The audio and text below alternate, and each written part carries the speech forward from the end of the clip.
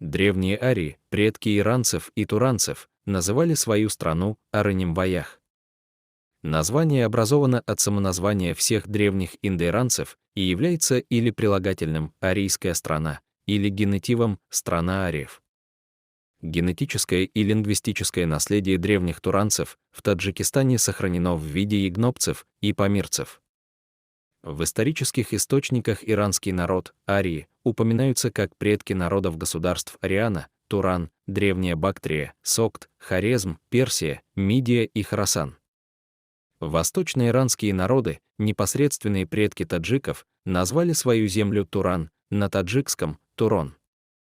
В древнеиранской мифологии Тур или Турадж-Туш на среднеперсидском – сын Шаха Феридуна.